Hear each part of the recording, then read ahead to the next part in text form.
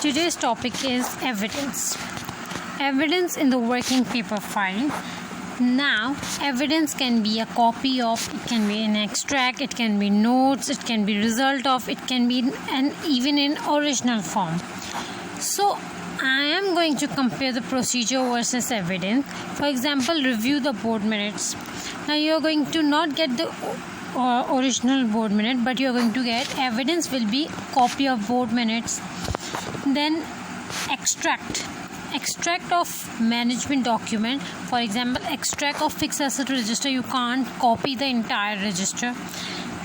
And breakup. Now, breakup of operating expenses. Usually the breakup of operating expense will be in an original document, because you are going to specially request the management for a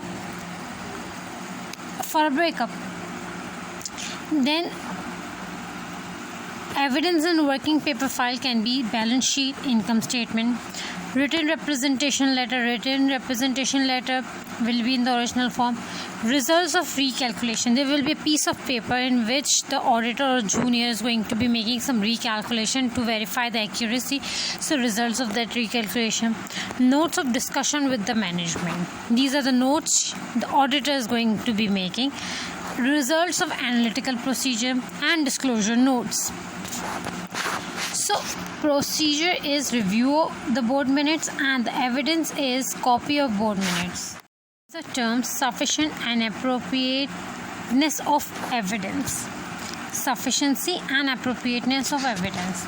So if we divide this entire statement, sufficiency and appropriateness, sufficiency depend upon the sampling size, whereas appropriate means it should be a reliability and it should be a relevance. Means the evidence obtained from the third party directly is more reliable than the evidence obtained from the management.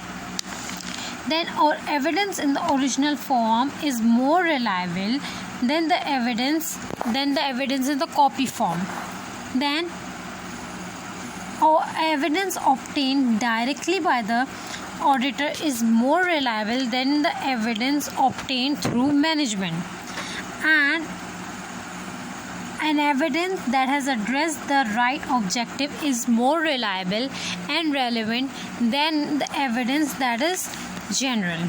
So sufficiency and appropriateness of evidence depend upon the sampling size, whereas reliability and relevance depend upon if it's taken from the third party, evidence from third party, it is original form, it is obtained directly by auditor, and it is addressed for the right objectives.